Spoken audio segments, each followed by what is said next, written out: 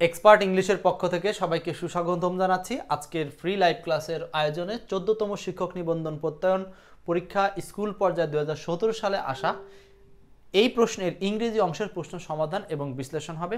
অনেকেই লাইভ ক্লাসে সালাম দিয়েছেন, ওয়ালাইকুম আসসালাম রহমতুল্লাহি ওয়া বারাকাতুহু। আমরা জিজ্ঞেস করেছেন কেমন আছি, আলহামদুলিল্লাহ, আমি শুকরিয়া যে আমি আমার জায়গায় আসতে পেরেছি। তো চলুন আমরা আমাদের আলোচনায় প্রবেশ করব। অনেকেই আছেন আমাদের সাথে, আমাদের আলোচনার প্রথম পর্বে চলে যাই। আলোচনা করতে করতে কথা হবে।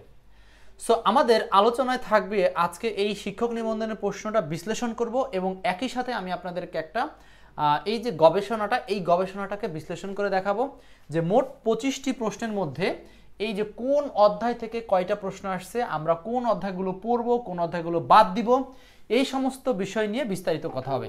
তো এইখানে আমি প্রথমে একবার দেখিয়েছি, এই চিত্রটা আবার লাস্টে দেখাবো। মাঝখানে শুধু চলেন কোথা থেকে কয়টা প্রশ্ন আসছিল সেটা একেবারে প্র্যাকটিক্যালি দেখাচ্ছি।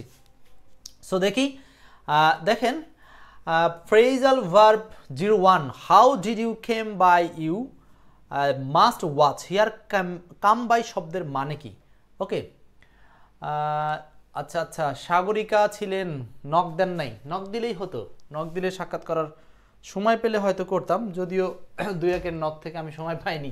আচ্ছা, 1 নম্বর প্রশ্ন, ফ্রেজাল ভার্ব 1, সময় না পাওয়ার কারণ হচ্ছে এই যে আপনাদের সাথে ক্লাস নিতে হবে, দ্রুত পৌঁছাতে হবে, এরকম একটা থিঙ্কিং থেকে বারবার কাজ শেষ না হয়েও কিছু কাজ বাকি রেখে চলে আসছি আর কি, ঠিক আছে। আচ্ছা, ফারজানা বলছেন হচ্ছে 1 নম্বরের বি নাম্বার আনসার। সো আমরা এখন এখান থেকে দেখব যে কোন কোন অধ্যায় থেকে কোশ্চেনগুলো আসে এবং একই সাথে আপনাকে এটা ভেবে নিতে হবে যে আপনি মডেল টেস্ট দিচ্ছেন। তো 25টা প্রশ্নের মধ্যে কয়টা প্রশ্ন আপনার অ্যান্সার হচ্ছে লাস্টে বলে দিবেন, ঠিক আছে। নিঝুমদীপ বলেছেন 1-এর বি, প্রত্যেকেই বলেছেন B number. So come by কথাটার মানে হচ্ছে খুঁজে পাওয়া। কাম বাই মানে খুঁজে পাওয়া। একটু দ্রুত লিখে নেবেন কমেন্টে, খুঁজে পাওয়া, কমেন্টে লিখে নেবেন খুঁজে পাওয়া। কাম বাই মানে হচ্ছে খুঁজে পাওয়া। How did you come by, তুমি কিভাবে খুঁজে পেয়েছিলে। How did you come by, তুমি কিভাবে খুঁজে পেয়েছিলে। ইওর ওয়াচ, আচ্ছা ইউ মাস্ট ওয়াচ, আচ্ছা এখানে হবে ইওর ওয়াচ। এখানে মূলত কাম বাই শব্দের অর্থ হচ্ছে খুঁজে পাওয়া। সো অ্যান্সারটা হবে গেট, অ্যান্সারটা হবে গেট। ওকে, আমরা এইটা বিশ্লেষণ করে দেখলাম যে গ্রুপ ভার্ব আমাদেরকে পড়তে হবে বিভিন্ন ধরনের গ্রুপ ভার্ব, এর মধ্যে একটা দেখলাম সেটা হচ্ছে কাম দিয়ে আমাদেরকে বিভিন্ন গ্রুপ ভার্ব পড়তে হবে। পার্টস অফ স্পিচ থেকে 4টা প্রশ্ন আসছে, আমি আজকে হেডিং করেছি পার্টস অফ স্পিচ। তো পার্টস অফ স্পিচ হেডিং করার মানে হলো এখানে যতগুলো 8টা পার্টস অফ স্পিচের মধ্যে যেগুলো আইডেন্টিফাই সিস্টেমে আছে, আইডেন্টিফাই সিস্টেম কোনগুলো, ওই যে নাউন, ভার্ব, অ্যাডজেটিভ, অ্যাডভার্ব, এই যে interchange of parts of speech related যে চ্যাপ্টারগুলো, মানে 8টা চ্যাপ্টারই না, বরং আমরা যে সমস্ত শব্দে নাউন পাই, ভার্ব পাই, অ্যাডজেটিভ পাই, এই নাউন ভার্ব অ্যাডজেটিভের যে ট্রান্সফরমেশন সিস্টেমটা আছে, interchange of parts of speech যে অধ্যায়টার নাম, এই অধ্যায়টা মূলত এইখানকার মধ্যে পড়বে। ওকে, ইসরাত জাহান ফারজানা বলেছেন হচ্ছে 2-এর C number. Right, the children who play near the garden water the saplings. আচ্ছা, এখানে সাগরিকা বিসমিল্লাহ গলত করেছেন, কোনো সমস্যা নাই, সেই প্রশ্নটাই পরীক্ষার হলে আসলে আপনি নিঃসন্দেহে আর ভুল করবেন না। এই জন্য ইচ্ছা করে ভুল না, যদি আপনি তাড়াহুড়া করতে গিয়ে বা সত্যিকার অর্থে ভুল হয়ে যায় তাহলে ওই প্রশ্নটা আপনি কারেকশন করে নেবেন এবং 2-3বার সাথে সাথে মনে মনে পড়ে নেবেন, একবারে মনে মনে সাথে সাথে তাৎক্ষণিক পড়ে নেবেন, আমরা তো অতখানি সময় পাই এখানে। তো আসেন, তো এখানে হচ্ছে বলছে গার্ডেন, বলছে the children who play near the garden, শিশুরা যারা বাগানের পাশে খেলা করে। ওয়াটার দ্য স্যাপলিংস, এই স্যাপলিংস কথাটার মানে হলো চারা গাছ, স্যাপলিং কথাটার মানে হলো চারা গাছ। তাহলে তারা কোথায় পানি দেয়? চারা গাছে পানি দেয়। তারা কোথায় পানি দেয়? চারা গাছে পানি দেয়, চারা গাছে পানি দেয়। আচ্ছা, তারা কোথায় পানি দেয়? চারা গাছে পানি দেয়। আচ্ছা, তাহলে এইখানে এই ওয়াটার শব্দটা নর্মালি আমরা যদি নাউন জেনেও থাকি তো এখানে ভার্ব, কেন? কারণ এই ওয়াটার মানে হচ্ছে এখানে পানি দেওয়া, পানি দেওয়া, পানি দেওয়া, ঠিক আছে। সো এই জন্য এই প্রশ্নটা এখানে ভার্ব। তাহলে আমরা আরেকটা জিনিস জানলাম যে বিভিন্ন শব্দ রয়েছে যেগুলো নিজেই ভার্ব আবার নিজেই নাউন। সো এমন যদি আমরা 10টা-15টা ওয়ার্ড একটু শিখে নিতে পারি কেমন হয়, যে শব্দগুলো বিভিন্ন বাক্যে নাউনও হতে পারে, ভার্বও হতে পারে। যেমন আমরা কয়েকটা ওয়ার্ড যারা লিখেন তারা একটু কমেন্ট করতে পারেন, আমাকে হেল্প করেন। যেমন ফাদার মানে পিতা, আবার ফাদার মানে কর্তৃত্ব করা। এই শব্দটা নিজেই নাউন হয় আবার নিজেই ভার্ব হয়। সো নাউন অর্থে বাবা আর ভার্ব অর্থে হচ্ছে কর্তৃত্ব করা। এরপর আছেন বুক, আপনারা কয়েকটা লিখেন, আমি আপনাদেরটা দেখে দেখে অনেকের জন্য হেল্প করি। বুক মানে বই নাউন অর্থে, আবার বুক মানে হচ্ছে কোনো কিছু বুকিং দেওয়া ভার্ব অর্থে। যেমন আমরা টিকিট বুকিং দেই, বাসের টিকিট, ট্রেনের টিকিট বুক করে রাখি, অথবা কোনো একটা স্থান বুক করে রাখি, এটার নাম হচ্ছে আপনার বুক, মানে হলো যেটা নাউন নিজেই ভার্ব নিজেই নাউন। ওকে, এরপর লিখছেন ব্রাশ, দ্রুত দ্রুত আপনারা লিখেন, সেইগুলো আমি একসাথে এখানে লিখবো। ব্রাশ, সো ব্রাশ মানে ঝাড়ু, আবার ব্রাশ মানে আমরা যেটা দিয়ে ব্রাশ করি অর্থাৎ ব্রাশ করা, মাজা, ঘষা, সেই অর্থে ব্যবহার করা যেতে পারে ব্রাশ। মাস্টার, মাস্টার শব্দের অর্থ হচ্ছে প্রভু, প্রভু। আবার মাস্টার কথাটার মানে হচ্ছে কোনো কিছু দেখানো বা পেশাদারিত্ব করা, ঠিক আছে। আচ্ছা, এরপর কি হতে পারে? হেড, দ্রুত আপনারা লিখবেন যেগুলো, সেগুলোর বাইরে আমি লিখবো হেড। হেড মানে মাথা বা মস্তক, এবং আরেকটা হচ্ছে অগ্রসর হওয়া, অগ্রসর হওয়া ভার্ব অর্থে অগ্রসর হওয়া, লিখতেছেন? দ্রুত লিখেন হেড, হেড মাথা, আরেকটা হচ্ছে হেড মানে অগ্রসর করা, সেটা ভার্ব অর্থে হেড হতে পারে, ঠিক আছে। আর কি আছে বলেন? এরকম তো প্রচুর শব্দ আছে যেগুলো আপনাদের জানা থাকার কথা। ওয়েস্ট মানে অপচয়, আবার ওয়েস্ট মানে অপচয় করা হতে পারে। তারপর হ্যান্ড, হ্যান্ড মানে হাত, আবার হ্যান্ড মানে হলো হস্তান্তর করা, দুইভাবেই হতে পারে, হস্তান্তর করা। হ্যান্ড মানে হাত, হ্যান্ড মানে হস্তান্তর করা। তো এই যে দেখেন একই শব্দ যেটা নিজেই নাউন আবার নিজেই ভার্ব হিসাবে কাজ করে, ঠিক আছে। তো এই শব্দগুলো আমাদেরকে একটু জেনে নিতে হবে, কারণ এইগুলো থেকে বহুবার বহু প্রশ্ন আসছে এবং সামনেও আসবে এরকমটাই বুঝতে পারি, এই কারণে আপনারা এগুলো একটু পড়বেন। ওকে, আচ্ছা, তো 2 নম্বর প্রশ্ন আমরা পার করছি। আশা করি বিষয়টা ক্লিয়ার যে কোন জায়গাটা আপনাদেরকে পড়তে হবে। 3 এবং 4 সলভ করেন, 3 নাম্বার 4 নাম্বার, 3 নাম্বার এবং 4 নাম্বার, 3 4। ক্লাসটা একটু পাশাপাশি শেয়ার করে দিবেন, যারা ক্লাসে আছেন। ইমদাদুল হক আরিফ যুক্ত হয়েছেন আমাদের সাথে, তাইয়ুবুর রহমান, ক্লাসটা একটু শেয়ার করে দিব। সবাইকেই বলবো আপনার নিজ প্রয়োজনে শেয়ার করবেন। নুসরাত জাহান তাহা, দুরন্ত প্রতীক, ফিশ, রাইট। হ্যাঁ, ফিশের 2টা মিনিং আছে, ফিশ মানে মাছ,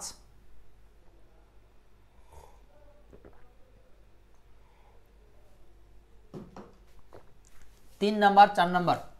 3 নাম্বার বলছে উপমা কেম হিয়ার লেট। একটা সেন্টেন্স দিয়ে এখান থেকে এই লেট শব্দটা কোন পার্টস অফ স্পিচ সেটা বের করতে বলা হয়েছে। তার মানে আরেকটা জিনিস বুঝলাম যে বিভিন্ন সেন্টেন্সের মধ্যে আন্ডারলাইন করা ওয়ার্ডগুলোকে আইডেন্টিফাই করতে হবে। সো এখানে বলছে কি লেট, লেট মানে হলো দেরি করা। তো এখানে বলছে উপমা কেম হিয়ার লেট, উপমা এখানে আসলো দেরিতে। সো এই ভার্বকে যদি আপনি হোয়েন দ্বারা প্রশ্ন করে অ্যান্সার পান, তাহলে এটা হলো অ্যাডভার্ব অফ টাইম। তো এটা একটা অ্যাডভার্ব ওয়ার্ড, লেট, এটা হচ্ছে অ্যাডভার্ব ওয়ার্ড। 3-এর অ্যান্সারটা বি নাম্বার, 3-এর অ্যান্সার বি, মাহবুব হুসাইন, সাফাউল মনির সুজন। আচ্ছা, 4 নাম্বার কি হবে? ভার্বকে মডিফাই করলে সেটা অ্যাডভার্ব হয়, এই জন্য লেট অ্যাডভার্ব। উল্লেখ্য এখানে কিন্তু হিয়ার শব্দটাও অ্যাডভার্ব, এটাও একটা অ্যাডভার্ব, এটাও একটা অ্যাডভার্ব। কেন? তো আপনি যদি হয়ারকে প্রশ্ন, কেমকে প্রশ্ন করেন যে কোথায়, কোথায় এসেছিল, সেটা হচ্ছে এখানে এসেছিল, সো এটাও একটা adverb. So where, when, why, how, এই 4টা শব্দ দিয়ে মেন ভার্বকে প্রশ্ন করলে যে উত্তর পাওয়া যায় সেটা হচ্ছে অ্যাডভার্ব। এই 4টা শব্দ দিয়ে মেন ভার্বকে প্রশ্ন করলে যে উত্তর পাওয়া যায় সেটা হচ্ছে অ্যাডভার্ব। আচ্ছা, তাহলে 3-এর অ্যান্সারটা অ্যাডভার্ব। ক্লিয়ার? আমরা অ্যাডভার্ব অধ্যায় সম্পর্কে যখন আমাদের ফাউন্ডেশন কোর্সের ব্যাচে পড়াই তখন এই ডিটেলস জিনিসগুলো সরাসরি পড়িয়ে দিই, ঠিক আছে। What is the noun form of the word include? এটা একদম সহজ শব্দ, এটা পারার কথা। ইনক্লুশন, ইনক্লুশন, ইনক্লুড মানে অন্তর্ভুক্ত করা, আর ইনক্লুশন মানে হচ্ছে অন্তর্ভুক্তি বা অন্তর্ভুক্তকরণ, যেটাকে আপনি নাউন হিসাবে নিতে পারেন। সো 4-এর অ্যান্সারটা বি নাম্বার। সো এটা একেবারে interchange of parts of speech অধ্যায় থেকে হুবহু আসা একটা প্রশ্ন, একেবারে হুবহু পাবেন, এক্সপার্ট ইংলিশ বইতে ধারাবাহিকভাবে দেওয়া আছে। 5, how Karim has solve the problem, how Karim has solve the problem. এটা একটু এক্সেপশনালি আসা একটা প্রশ্ন, দেখি আপনাদের মন থেকে আগে অ্যান্সারটা নেই। শাফি, ইংরেজি ক্লাস করা। রিফাত বলছেন হচ্ছে B4, ওকে, 4-এর বি, সাগরিকা, ফাইন। 5 নম্বরটা বলি আমরা, 5,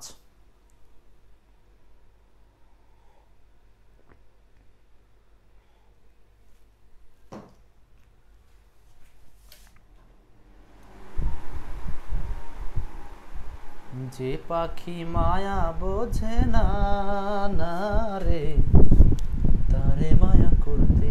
বলেন এটা কি হবে? How Karim has solve the problem, কিভাবে করিম সমস্যাটি সমাধান করলো। এই প্রশ্নটা একটু বুঝে অ্যান্সার করলে হয়তো পারবেন। এইখানে পজিশনটা যেটাই হোক সবগুলোতে বলতে চাচ্ছে যে কোনটা অ্যান্সার হবে। রিয়েলি নাইস, করিম কিভাবে সমস্যাটা সমাধান করলো। রিয়েলি নাইস বলতে চাচ্ছে সত্যিকারের সুন্দর, অ্যাকচুয়ালি ওয়ান্ডারফুল প্রকৃতপক্ষে বিস্ময়কর, অ্যাস্টাউন্স আস অল আমাদের সবাইকে হতবাক করে দিল, আর রিয়েলি ডিফিকাল্ট যেটা সত্যি কঠিন। এখন এই কোশ্চেনটা দ্বারা আসলে কি বোঝাচ্ছে, এটার স্ট্রাকচারটা হচ্ছে এরকম। আমি স্ট্রাকচারটা লিখে দিই, যারা জানেন না তারা দেখে নেন। ডাব্লিউএইচ ওয়ার্ড প্লাস একটা সাবজেক্ট থাকবে প্লাস একটা ভার্ব থাকবে। এই পর্যন্ত এইটা একটা ঘটনা এবং এই ঘটনাটাই একটা সাবজেক্ট হিসাবে কাজ করবে, পুরো ঘটনাটা। সো এরূপ অবস্থায় এই সাবজেক্ট হিসাবে যখন কাজ করবে তখন এইখানে নতুন করে আর একটা ভার্ব দিয়ে সেন্টেন্সটা মেকআপ হবে। সো এইটাই হলো আপনার নাউন ক্লজ হিসাবে ডাব্লিউএইচ ওয়ার্ডের ব্যবহার। সো এখানে দেখেন, সো এই জন্য এখানে এই পুরো ঘটনাটা যে করিম কিভাবে সমস্যাটা সমাধান করলো, এই যে একটা ঘটনা বা এটা করিম সমস্যাটা কিভাবে সমাধান করলো, এই ঘটনাটা বা এটা অ্যাস্টাউন্স মানে বিস্মিত করলো বা হতবাক করলো আমাদের সবাইকে, আস অল আমাদের সবাইকে। সো এই ভার্বটা হচ্ছে এই ভার্ব, ক্লিয়ার। আর উপরের বাকিটা হচ্ছে এই যে ডাব্লিউএইচ ওয়ার্ডের হাউ দিয়ে ব্যবহার করা আছে। তাহলে আমরা কি বুঝলাম, এইটুকু একটা ক্লজ, এটাকে বলা হয় নমিনাল ক্লজ, নমিনাল ক্লজ বা আরেকটা নাম বলতে পারেন নাউন ক্লজ। সো এই নাউন ক্লজ আরেকটা ক্লজের সাবজেক্ট হয়ে গেছে, সাবজেক্ট হয়ে গেছে। সো অ্যান্সারটা হচ্ছে এই সি নাম্বার। আর বাকি কোনোটাই অর্থগত মিল থেকে, এগুলো অর্থগত মিল থেকে মিলবে না। আর এইটা ভুল কেন, এইটা ভুল হওয়ার কারণ আর হবে না, আর না হওয়ার কারণ এই পুরো সাবজেক্টটা হচ্ছে সিঙ্গুলার, পুরো সাবজেক্টটা একটাই তো সাবজেক্ট, সাবজেক্টটা সিঙ্গুলার, এই জন্য সিঙ্গুলারের সাথে আর ব্যবহার করা যাবে না। আশা করি বুঝতে পারছেন সবাই। এটা হচ্ছে ক্লজ অধ্যায়ের একটা কোশ্চেন, যারা আমাদের সাথে ক্লজ অধ্যায়টা ফ্রিতে ক্লাস করেছিলেন তারা জানেন যে কি সুন্দর বিশ্লেষণ ছিল। ওকে, সিনোনিম অ্যান্টোনিম থেকে 3টা প্রশ্ন আসছে। সিনোনিম অ্যান্টোনিম থেকে বলেন কি হবে। সিনোনিম অ্যান্টোনিম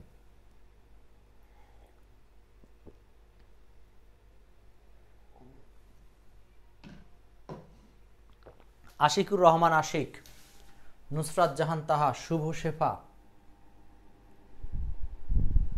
এবার বলেন 6 এবং 7 কি হবে। 6 7 সিনোনিম অ্যান্টোনিম থেকে এই 14তম নিবন্ধনে কোশ্চেন আসছে 3টা। তার মানে সিনোনিম অ্যান্টোনিম পড়া বাদ দেওয়ার কোনো সুযোগ নাই, আপনাকে পড়তেই হবে, বাদ দেওয়ার কোনো সুযোগ নাই। সিনোনিম অ্যান্টোনিম সকল পরীক্ষায় এখান থেকে কোশ্চেন থাকে।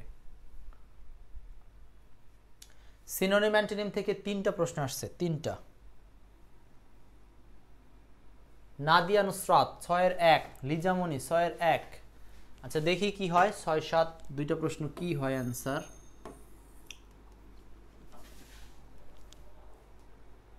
6 7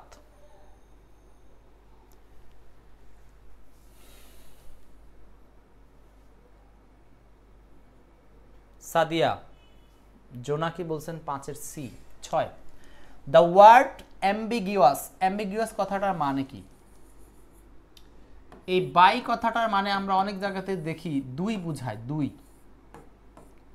তো কোনো কিছু যদি এই এম মানে আমি যদি মনে করেন দুই দিকে চলে যায়, তাই না। সো এইখানে দেখেন যে এই যে কেউ উভয় দিকে বা দুই দিকে চলে যাওয়া, এই কথাটার মানে হচ্ছে সে আসলে কোনো বিষয়ে কনফিউজড, সে এইটা করবে না এটা করবে, কনফিউজ হয়ে যাচ্ছে। এই কনফিউশনের জায়গা থেকে এই অ্যাম্বিগুয়াস কথাটার মানে হচ্ছে ডিউবিয়াস, ডিউবিয়াস, ডিউবায়াস। তার মানে হচ্ছে এটা দ্বারাও বোঝায় দ্বার্থবোধকতা। এটার বাংলা হচ্ছে দ্বার্থ, মানে দুইটা অর্থ দেয়, দ্বার্থবোধকতা, দুই রকম অর্থ দেয়। অ্যান্টোনিম অফ দ্য ওয়ার্ড ডিসহার্টেন, ডিসহার্টেন কথাটার মানে হচ্ছে হতাশ করা, হতাশ করা, ডিসহার্টেন মানে হতাশ করা। তো এটার অ্যান্টোনিম চেয়েছে, কি হবে অ্যান্সার। এনকারেজ, এনকারেজ মানে হলো সাহস দেওয়া। লিপটন ভাই কি লিখছেন, জামিউল ইসলাম লিন্টন 7 এর বি, রাইট। 7-এর বি 6-এর সি, 7-এর বি 6-এর সি। ক্লিয়ার? বুঝতে পারতেছি সবাই? সিনোনিম থেকে 3টা প্রশ্ন আসছে এই 14তম শিক্ষক নিবন্ধন স্কুল পর্যায়ে। 3 নাম্বার প্রশ্নটা, সরি 3টা তো না, 4টা প্রশ্ন দেখা যাচ্ছে এখানে, 4টা নাকি আরও আছে, 4টা প্রশ্ন দেখা যাচ্ছে। তাহলে আমি একটু এখানে কারেকশন করে দিচ্ছি। সিনোনিম অ্যান্টোনিম থেকে এখানে প্রশ্ন হবে কয়টা? সিনোনিম অ্যান্টোনিম থেকে প্রশ্ন আসছে 4টা কোশ্চেন আসছে। ওকে, আচ্ছা 2টা অলরেডি করলাম, বাকি 2টা দেখেন 8 এবং 9।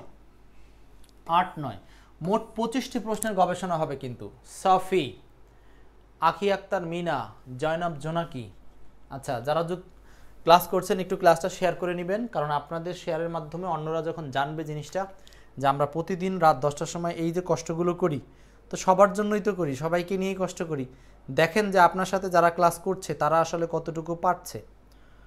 নিজের সাথে কম্পেয়ারের জন্য হলেও অন্যকে আমাদের ক্লাসে নিয়ে আসা আপনাদের দায়িত্বের মধ্যে পড়ে।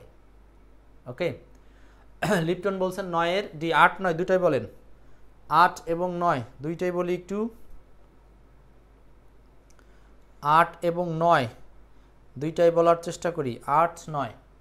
8 নম্বর বলছে what is the synonym word of augment. Augment কথাটার মানে কি? অগমেন্ট কথাটার মানে কি? অগমেন্ট কথাটার মানে কি?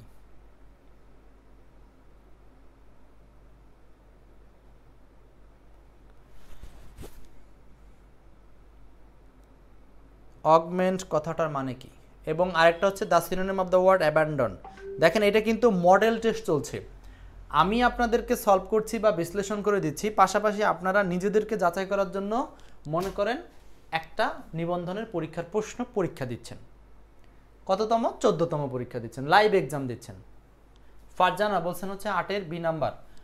মিস্টার বাসারকে একটু কয়দিন কম দেখা যায়। 8-এর B increase, right. Synonym of the word augment. Augment কথাটার মানে হচ্ছে বৃদ্ধি করা, রাইট, বৃদ্ধি করা। 9 number synonym of the word abandon. Abandon মানে পরিত্যাগ করা। অ্যাবান্ডন মানে কি? পরিত্যাগ করা বা ছেড়ে যাওয়া।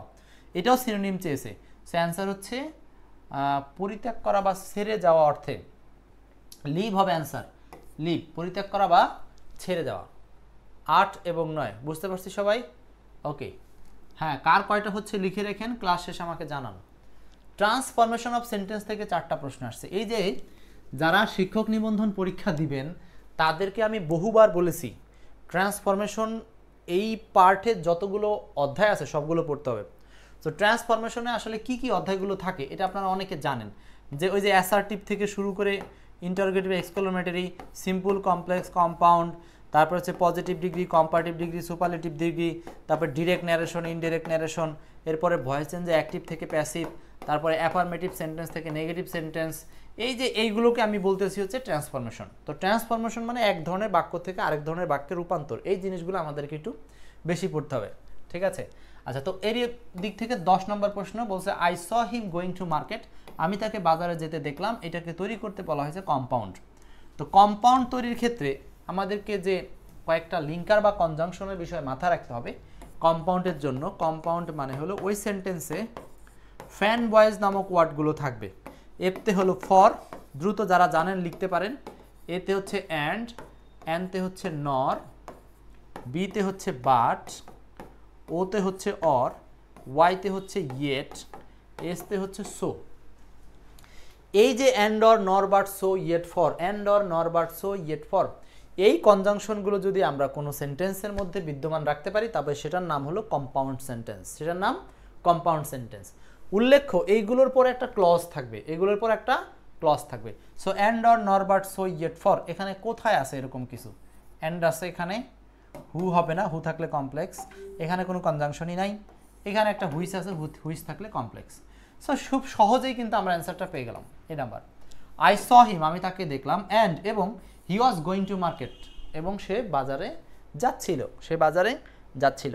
তাহলে আমরা কম্পাউন্ড সেন্টেন্সের এই যে মার্কারটা, মার্কার, এই মার্কার বা চিহ্নকারী শব্দগুলোই মাথায় রাখতে পারলে সহজেই অ্যান্সার খুঁজে পাবো। জয়নাব বলছেন 10-এর 1, রাইট, 10-এর 1 হবে। কথা না বাড়াচ্ছি, সবাই বুঝতে পারছেন। 11, যারা একেবারে এগুলো বুঝেন না, মডেল টেস্টের যোগ্য না, তাদেরকে বলবো যে আমাদের ফাউন্ডেশন কোর্সে ইনক্লুড হতে হবে। ফাউন্ডেশন কোর্সে আমরা একেবারে 0 থেকে অ্যাডভান্স সব কিছু জাস্ট 2.5 থেকে 3 মাসের একটা প্যাকেজের মধ্যে সব শেখাই। সো যাদের একদম মনে হচ্ছে যে না পারছেন না, বুঝতেছেন না, বেসিকগুলো কভার করা দরকার, তারা আমাদের ফাউন্ডেশন কোর্সে আসবেন। Jerry was only 4 years old. Jerry was only 4 years old. Jerry was only 4 years old. এটাকে করতে বলছে নেগেটিভ। তো নেগেটিভ করার ক্ষেত্রে এই অনলি এর একটা সূত্র আছে, অনলি এর পরে কি আছে সেটা দেখে আমাদেরকে চেঞ্জ করার সুযোগ দিতে হয়। তো অনলি এর পরে আছে সংখ্যা। সো অনলি এর পরে সংখ্যা থাকা মানে আমরা জানি ব্যবহার করতে পারি নট মোর দেন অথবা not less than, not more than অথবা not less than, not more than অথবা নট লেস দেন। ওকে, এখন বলেন এই অনলিকে তুলে দিয়ে কোথায় নট মোর দেন বা নট লেস দেন পাওয়া যাচ্ছে, সেটাই হবে অ্যান্সার। এই যে নট মোর দেন, এটাই হবে অ্যান্সার। জাস্ট অনলিটাকে পরিবর্তন করে এটাকে রিপ্লেস করে দিতে হবে, আর বাকি সব সেম থাকবে। এটাই হচ্ছে affirmative two negative transformation. Affirmative two negative transformation. আপনারা অ্যাফার্মেটিভ টু নেগেটিভ ট্রান্সফরমেশন আমাদের ইউটিউবে একটা ক্লাসে 17টা রুলস আলোচনা করা আছে। ওই 17টা রুলস দিয়ে আপনি কভার করে দিতে পারবেন। সেই একটা ক্লাস, আপনারা চাইলে ওই ক্লাসটা দেখে রাখতে পারেন এই অধ্যায়টার জন্য, ঠিক আছে? আচ্ছা, next 12 number, he gave me a dress which was expensive. Simple sentence করতে বলছে, সিম্পল সেন্টেন্স। তো সিম্পল সেন্টেন্স করার জন্য কিছু ফিচার্স আপনাকে মনে রাখতে হবে। সিম্পল সেন্টেন্সের জন্য সিম্পল সেন্টেন্সের কিছু ফিচার্স,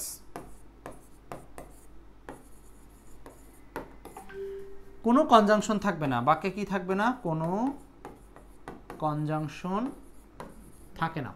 তো সিম্পল সেন্টেন্সে কি থাকবে না, কোনো রকম কোনো কনজাংশন থাকবে না, মানে অ্যান্ড অর নর বাট সো ইয়েট ফর দো অল দো সিন্স বাট হি, এই যে যত ডাব্লিউএস আছে কোনো কনজাংশন থাকবে না। সিম্পল সেন্টেন্সে কোনো কনজাংশনের প্রয়োজন হয় না।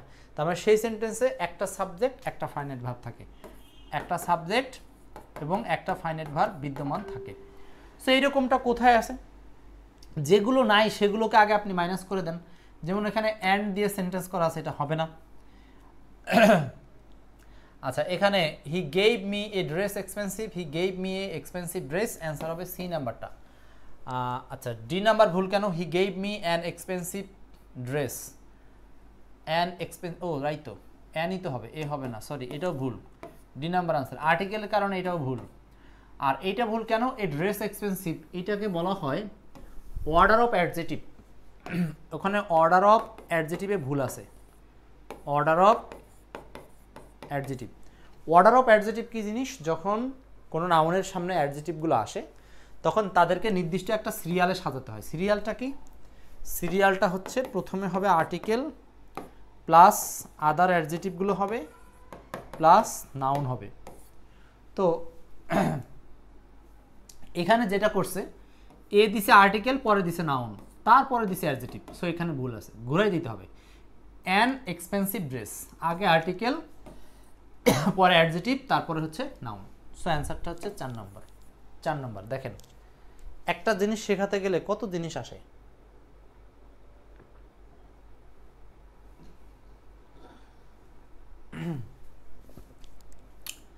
একটা জিনিস শেখাতে গেলে কত জিনিস লাগে। নেক্সট 12 নম্বর বুঝছি তো সবাই নাকি? আশিকুর রহমান আশিক, সাগরিকা সহ 13 নম্বর আবার অ্যাফার্মেটিভ নেগেটিভ করতে বলছে। 13 অ্যাফার্মেটিভ টু নেগেটিভ।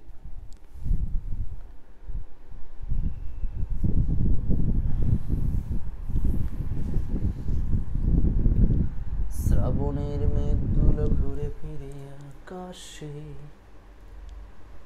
অঝরে নামবে বুঝি শ্রাবণে ঝরায়। 13 নম্বর, মানি ইজ সুইটার দ্যান হানি। আহ, কি সুন্দর সব বাক্য মিলে গেছে, মানি হানি। তো মধুর চেয়ে মিষ্টি হচ্ছে মানি। আসলে জীবনে বাঁচতে গেলে এই মানি কোনো বিকল্প নাই। সবাই কিন্তু মানে একভাবে বলা যায় এই মানির পিছনে ছুটছি, কারণ মানি দিয়েই শান্তি আসে, মানি ছাড়াই শান্তি বিনষ্ট হয়।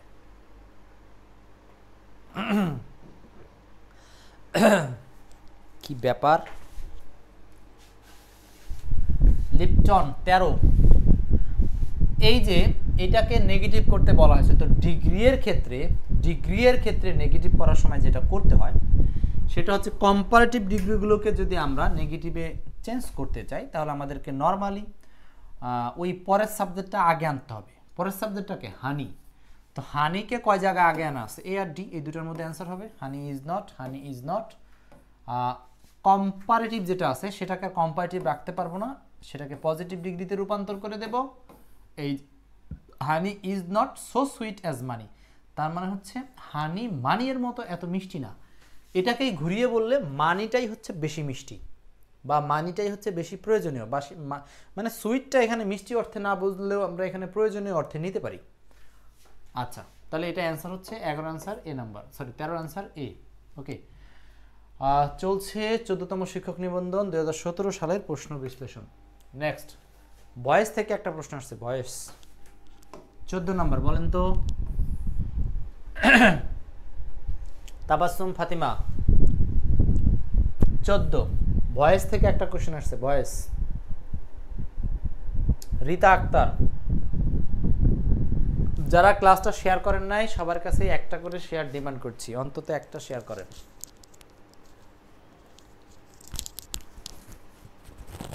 14 নাম্বারটা বলেন, 14 কি হবে?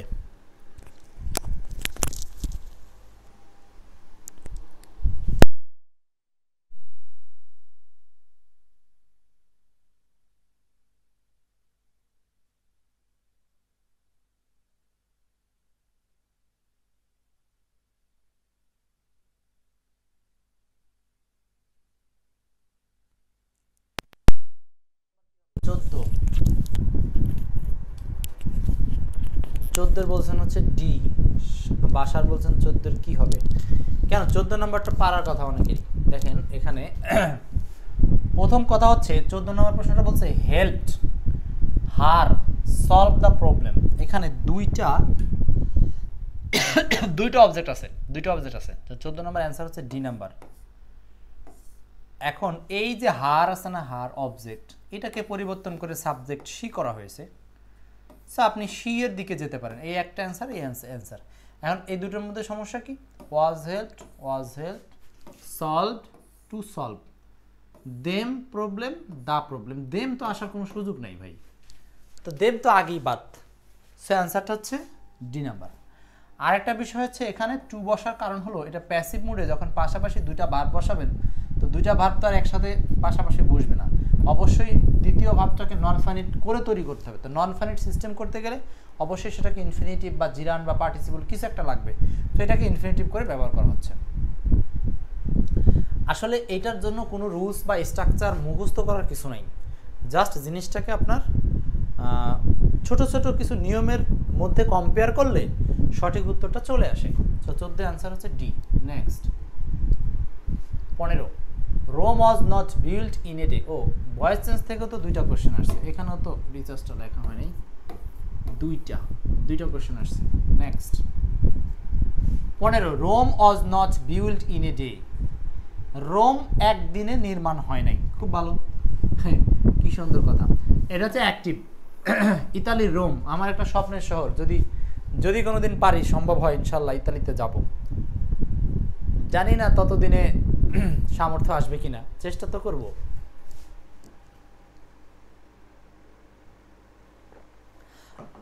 ইতালি ভালো লাগার কারণ হচ্ছে রোমের বেশ কিছু সিনেমা দেখতাম, সেই সিনেমার মধ্যে ওই শহরটা আমি দেখতাম আর কি। আচ্ছা 15 number Rome was not built in a day. Rome একদিনে তৈরি হয় নাই, সো এটা অলরেডি প্যাসিভ মুডে আছে। এই যে ওয়াজ বিল্ট, ওয়াজ প্লাস ভি3 একদম প্যাসিভ মুডে আছে। সো এইটাকে অ্যাক্টিভ মুডে করতে হলে আপনাকে বুঝতে হবে এটা পাস্ট ইনডেফিনিট টেন্সে চলে আসবে, পাস্ট ইনডেফিনিট টেন্সে।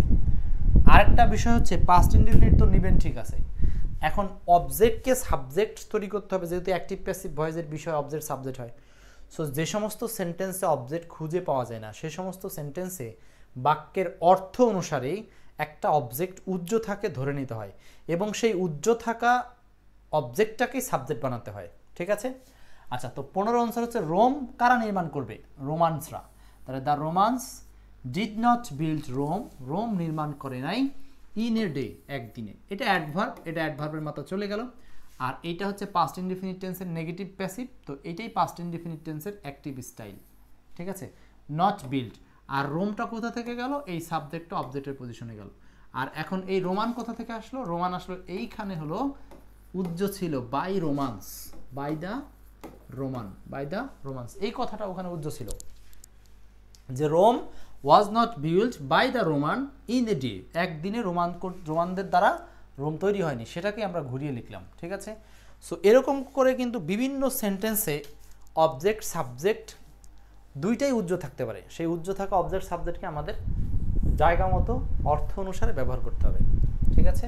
15 আনসার এ। ওকে, নেক্সট। আর 10টা প্রশ্ন আসে, প্রভাবস থেকে 4টা প্রশ্ন আসছে। এবার আমি সংক্ষেপে টেনে দিতে পারি। তাহের আহমেদ, জয়নব, ক্লাসটা শেয়ার করবেন সবাই ভাই। 16, where there is a will there is a way, ব্যাস এইটা হচ্ছে মুখস্থ অনেকের। মুখস্থ থাকলেও আমি একটু একটা কথা বলে দিই, যে এই যে হোয়ার দেয়ার ইজ, এই এ আর্টিকেলটা যে বসবে এটা একটু মনে রাখেন, আর্টিকেল এ যে বসবে এটা একটু মনে রাখেন। হোয়ার দেয়ার ইজ এ উইল, এই উইলটা এখানে নাউন, আপনাকে জিজ্ঞেস করবে এটা কোন পার্টস অফ স্পিচ, নাউন। কেন নাউন? মানে আর্টিকেলের পরের শব্দটা সাধারণত নাউন হয়। আচ্ছা, দেয়ার ইজ এ ওয়ে, এখানে একটা কি আছে, মানে যেখানে ইচ্ছা আছে সেখানে একটা উপায় আছে, মানে ইচ্ছা থাকলে উপায় হয়। Where there is a will there is a way, where there is a will there is a way. Okay, তো 16 অ্যান্সার হচ্ছে সি নাম্বার। দেখেন, যারা ক্লাস দেখেন এদের মধ্যে চালাক কারা জানেন? যারা উত্তর ABCD না লিখে দ্রুত টাইপ করার মাধ্যমে পুরো বাক্যটা লিখে দেওয়ার চেষ্টা করে, পুরো উত্তরটাই কমেন্টে বানান করে লেখার চেষ্টা করে, এরা হচ্ছে প্রকৃত চালাক এবং এরা হচ্ছে প্রকৃত যোদ্ধা। কেন?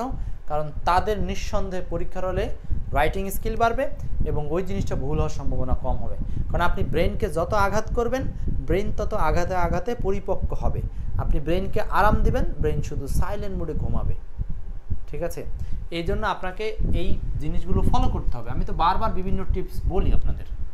17, এ ওয়ারার নোজ হোয়ার ন্যাশ, এই ওয়ারার মানে কি? মানে যে জুতা সেলাই করে, নাকি যে জুতা সেলাই করে। এ ওয়ারার নোজ, একজন ওয়ারার জানে, হোয়ার দ্য শু পিন্সেস, মানে কোথায় জুতা সেলাই করতে হয় বা কোথায় জুতায় শিলা হয়। তো এই যে দেখেন, মানে এটার অ্যাকচুয়াল বাংলাটা কি? এ wearer knows where the shoes পিন্সেস। আচ্ছা, অ্যাকচুয়াল বাংলাটা কে জানেন? একটু লিখেন অ্যাকচুয়াল বাংলাটা কি এটার। এটা কি মানিকে মানিক চেন এরকম কিছু? আচ্ছা, দুরন্ত পথিক এ জামিউল ইসলাম লিপটন, হ্যাঁ এটা কি হবে? A wearer knows where the shoes pinches, এটার বাংলাটা কি হবে? আপনি একটু লিখে দেন তো কেউ একজন।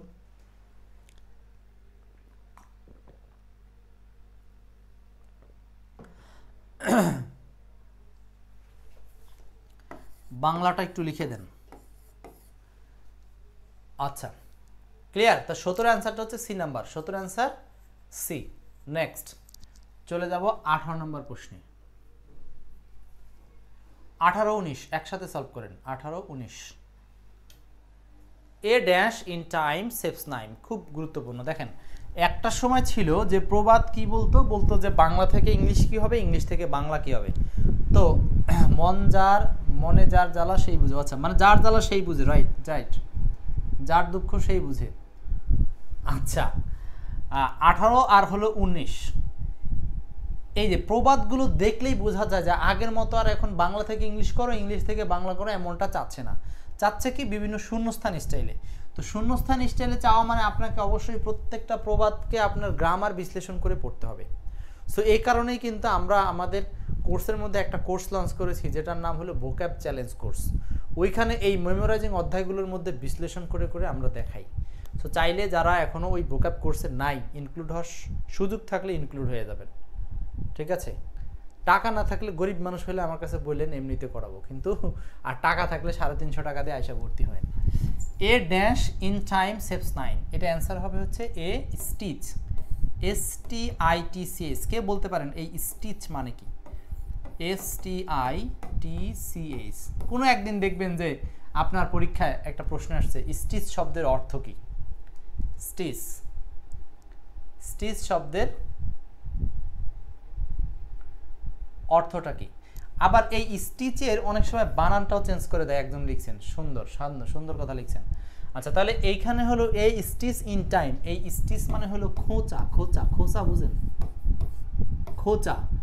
আর একটা বাংলা হচ্ছে ফোর দেওয়া, ফোর। ফোর কি জানেন তো?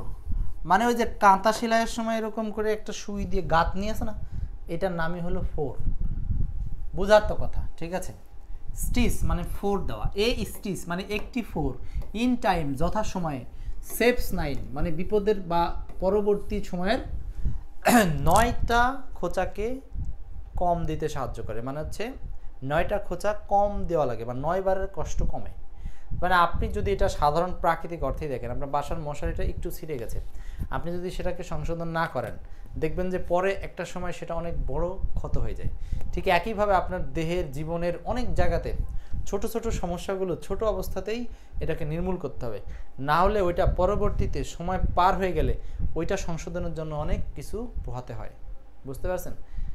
আচ্ছা, 19 নাম্বার, a man is known by the company, মানে একটা লোক তার কি সঙ্গ দ্বারা পরিচিত হয়। Company, by the company he keeps, মানে সে যে কোম্পানির সাথে বা যে সঙ্গের সাথে থাকে সেইটি অনুযায়ী সে পরিচিত হয়। 19 নম্বর। নেক্সট, বুঝতেছেন তো কোশ্চেনগুলো সব বিশ্লেষণ। প্রবাদ থেকেই 4টা প্রশ্ন ছিল, ইডিয়মস অ্যান্ড ফ্রেজ থেকে একটা প্রশ্ন আসছে, idioms and phrases, idioms and phrases. চলে আসছি আমরা 20 নম্বর প্রশ্নে, কিন্তু মোট 25টি প্রশ্ন বিশ্লেষণ করব। ইডিয়মস অ্যান্ড ফ্রেজ থেকে বলছে the carry coal to Newcastle, the carry coal to Newcastle, carry coal to Newcastle, এটা হচ্ছে প্রবাদ। আবার এইটাকে ইডিয়মস অ্যান্ড ফ্রেজের মধ্যেও কিন্তু দেখা যায়, দুই জায়গাতে এটাকে আলোচনা করা আছে। Carry coal to new castle,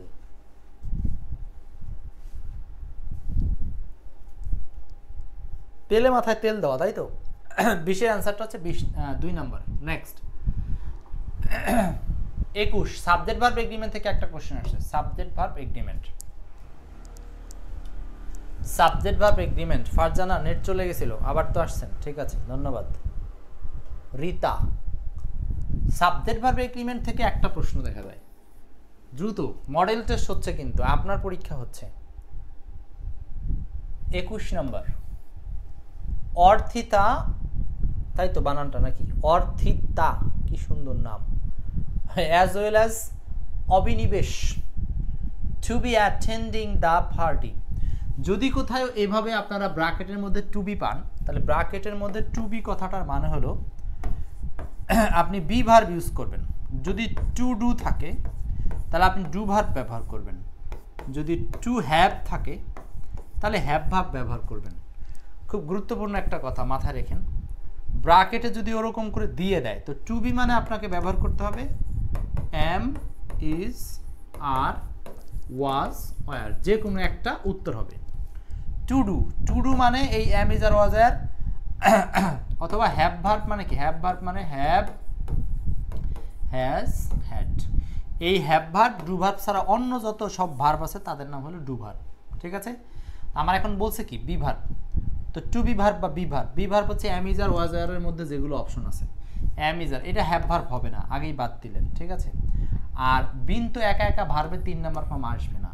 এখন এই দুটোর মধ্যে ইজ হবে নাকি আর হবে, তা আপনাকে এখন সাবজেক্ট চিনতে হবে। সাবজেক্ট কি অর্থিতা নাকি অবিনিবেশ নাকি দুইটা মিলেই সাবজেক্ট, এইটা আপনাকে বুঝতে হবে। যখন কোনো সেন্টেন্সে অ্যাজ ওয়েল থাকে তখন অ্যাজ ওয়েল অ্যাজ এর বাংলা হলো এবং, এবং এইটার পূর্ব থাকে আসল সাবজেক্ট, তাহলে অর্থিতা হলো actual subject. So Arthita singular, that's why এখানে ভার্ব হবে ইজ, ভার্ব হবে ইজ। 21-এর অ্যান্সারটা বি। আচ্ছা, আপনি হয়তো উত্তরটা করতে পারতেন, কিন্তু আমি যে বিশ্লেষণটা দিলাম এইটা আপনাকে একটা হেল্প করছে না। সো এই বিশ্লেষণের মাধ্যমে আপনি অধ্যায়টাও চিনে নিলেন, এই হেল্পগুলো নিচ্ছেন, এইগুলোই আপনার জন্য আসলে পরীক্ষার হলে অনেক হেল্পফুল হবে। বিশ্বাস করেন, আমি যখন নিজেও বেশ কিছু জব প্রিপারেশন নিয়েছিলাম একটা সময়, কিন্তু এই কালক্রমে ইংলিশ পড়াতে গিয়ে আর অন্যান্য সব কিছু করতে পারিনি। তো তখন দেখতাম যে এত বিশ্লেষণ করে, ওই অফলাইনে ছিল তখন তো অনলাইন ছিল না, তো অফলাইনে এত ভালো শিক্ষক পাওয়া কঠিন ছিল, একমাত্র আমি প্রচুর সংখ্যক পড়াতাম ইংলিশটা, অন্যান্য টিচাররা এগুলো দেখতো না বা ওইভাবে বিশ্লেষণ করতো না, কিন্তু আমি তখন থেকে ভিডিও ক্লাস দিই, আপনারা দেখবেন ইউটিউবে অনেক ভিডিও আছে আমার। সো 21 অ্যান্সারটা হচ্ছে বি নাম্বার, ইজ হবে, ইজ। বুঝতে পারছি তো সবাই, আশা করি। Next 22, right form of verb থেকে একটা প্রশ্ন আসছে। Right form of verb, Farzana বলেন, ইসরাত জাহান। রাইট ফর্ম অফ ভার্ব থেকে একটা প্রশ্ন আসছে, রাইট ফর্ম অফ ভার্ব থেকে একটা কোশ্চেন আসছে। Alice went to the market with a view to, এই যে বুঝি না, এই উইথ এ ভিউ টু দিয়ে এতবার প্রশ্ন আসছে। আপনারা জানেন যে ইংরেজি ব্যাকরণে যদি 4-500 বিষয় খুঁটিয়ে খুঁটিয়ে পড়া হয় ব্যাকরণে, তাহলে আপনি প্রশ্ন কমন পেয়ে যাবেন। হ্যাঁ, তার মধ্যে এই একটা ক্লাস হচ্ছে এই যে with a view to. With a view to এর একটা ফ্রেজালস, যেই ফ্রেজালের পরে টু থাকা সত্ত্বেও ভার্বের সাথে আইএনজি হবে। সো অ্যান্সারটা কি 22-এর ডি নাম্বার। সো যদি কারো রুলসটা পড়া না থাকে তাহলে নিঃসন্দেহে সে ভুল করবে, কারণ কি তার মনে হবে টু আছে, টু এর পরে আমরা জানি ভার্বের বেস ফর্ম বসে, তখন সে টু এর পরে ভার্বের বেস ফর্ম হিসেবে নর্মালি পার্সেস কথাটাকে অ্যান্সার করে দিবে, কিন্তু আসলে পার্সেস অ্যান্সার হবে না, আনসার হবে হচ্ছে পার্সেসিং। পার্সেসিং এইটাই ব্যতিক্রম, যে টু থাকা সত্ত্বেও ভি ওয়ান হচ্ছে না, টু থাকা সত্ত্বেও সরাসরি হচ্ছে কি ভার্বের সাথে আইএনজি, পার্সেসিং, কারণ ওইটা একটা প্রিপোজিশনাল ফ্রেজ হিসেবে কাজ করবে। ঠিক আছে, Alice went to market with a view to, এই উইথ এ ভিউটাই মনে মনে ফর হিসাবে কনভার্ট করে নেন, দেখবেন যে আপনার জন্য সহজ হয়ে গেছে। মানে ওইটা কিন্তু এক প্রকার ফর জন্য, কিসের জন্য সে মার্কেটে গিয়েছিল, এই যে কিনতে, ফর পারচেসিং, ক্রয় করতে। বুঝাইতে পারছি কেন ওইটার পরে জিরান্ড হচ্ছে, কারণ ওইটা আসলে অ্যাকচুয়ালি একটা প্রিপোজিশন। নেক্সট, ট্রান্সলেশন থেকে 3টা প্রশ্ন আসছে। ওকে, ট্রান্সলেশন আলোচনা করলে আমাদের 3টা প্রশ্নের আলোচনা শেষ করছি। তুমি কি জানো সে কোথায় থাকে? বলেন, এবার আপনারা বলবেন, যেহেতু মডেল টেস্ট সবাইকে নিজেকেই চেষ্টা করতে হবে।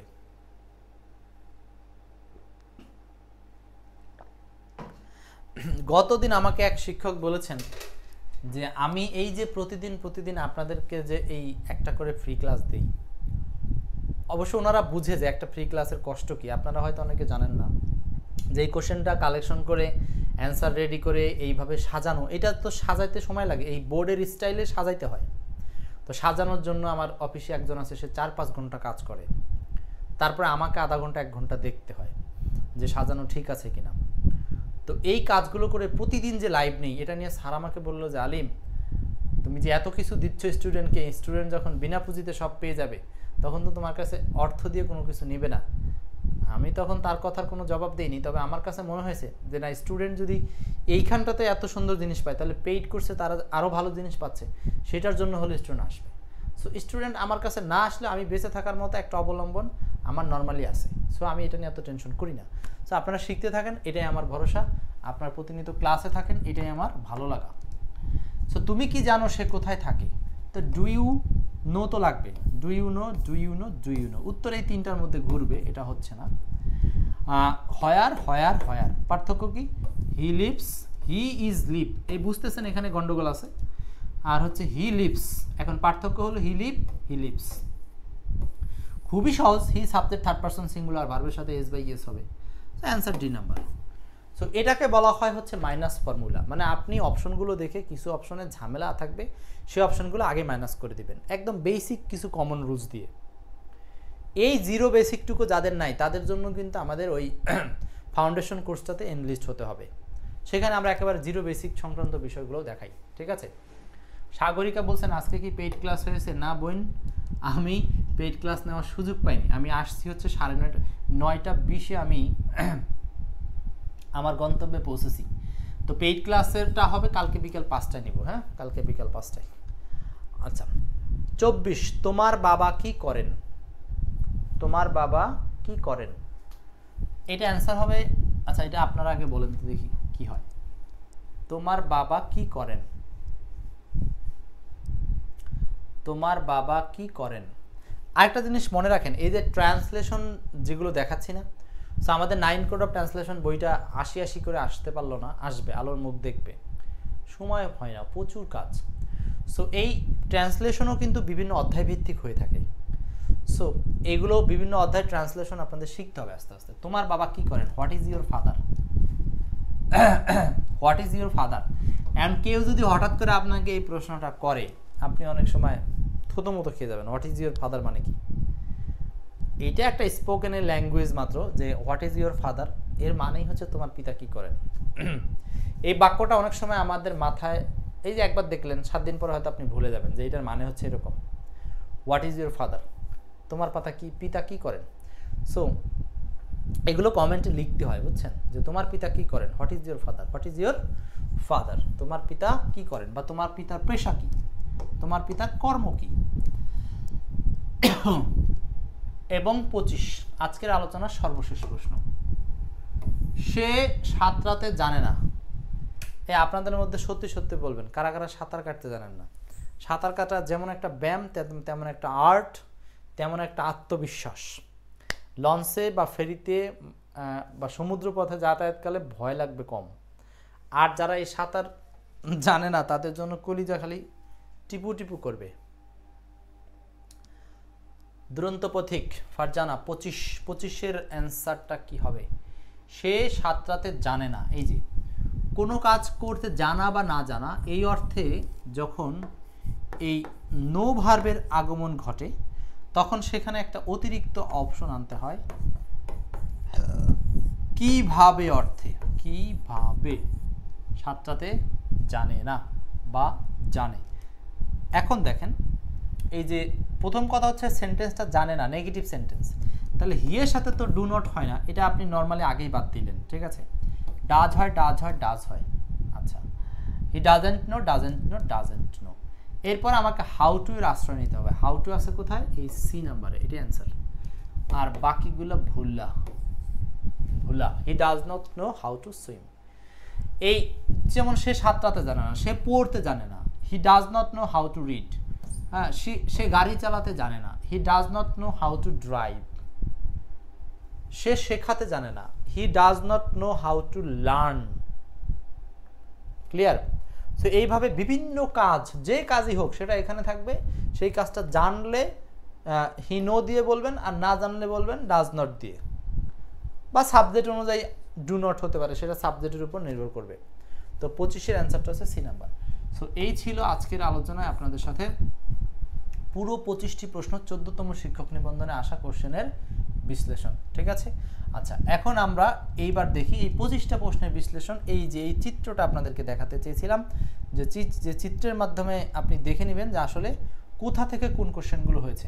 তাহলে 14তম শিক্ষক নিবন্ধন অনুসারে আমাদের এই অধ্যায়গুলো সাজেশন করলাম। এখন এখান থেকে আমি আবার আরেকটা বিশ্লেষণ করি, সেটা হচ্ছে গ্রামার থেকে কয়টা আসছে, মেমোরাইজিং থেকে কয়টা আসছে বলেন তো। এখানে কিন্তু লিটারেচার থেকে কোনো কোশ্চেন নাই, লিটারেচার থেকে 0 কোশ্চেন ছিল। আমরা দেখি গ্রামার থেকে কয়টা কোশ্চেন আসছে। গ্রামার থেকে পার্টস অফ স্পিচ ধরেন 3টা, ট্রান্সফরমেশন 4টা, 7টা, ভয়েস 1টা, 8টা, না ভয়েস 2টা ছিল, 9টা, সাবজেক্ট ভার্ব এগ্রিমেন্ট 1টা, 10টা, রাইট ফ্রম 1টা, 11টা। পার্টস অফ স্পিচ তো 4টা ছিল পার্টস অফ স্পিচ, এখানে 1 যোগ করেন, 12টা। ট্রান্সফরমেশন 3টা। এই হলো 15টা প্রশ্ন ছিল গ্রামার থেকে, 15। আর বাকি 10টা মেমোরাইজিং থেকে। তাহলে আমরা আজকে এই কোশ্চেনের গবেষণা কি দেখলাম, যে এই কোশ্চেনের গবেষণা দেখলাম যে নিবন্ধনে কিন্তু এখানে গ্রামার থেকে বেশি কোশ্চেন ছিল, 14তমতে 15টা প্রশ্ন ছিল, আর মেমোরাইজিং 10টা ছিল। তাহলে এরকম করে বেশিরভাগ পরীক্ষায় দেখা যায় মেমোরাইজিং থেকে বেশি কোশ্চেন থাকে, গ্রামার থেকে কম থাকে। তা আমাদেরকে এই সিস্টেমগুলো ব্রেনের মধ্যে স্টোর থাকলে পরীক্ষার আগে আপনাকে অল্প সময়ে বেশি রিভিশন কোন অংশে দিবেন সেইটা করতে হেল্প করে। এই জন্য গবেষণা সাথে রাখবেন, ঠিক আছে। আচ্ছা, এই ছিল হচ্ছে আপনাদের সাথে রিসার্চমূলক আলোচনা। সো যাদের পুরো ক্লাসটা ভালো লাগছে, ইনশাল্লাহ সবাই সাথে থাকবেন এবং পরবর্তী ক্লাসের জন্য রেডি থাকেন। আগামীকাল ঠিক রাত 10টায় হবে। আর ক্লাসটা শেয়ার করে রাখবেন। ভালো থাকেন। এখন বলেন কার কয়টা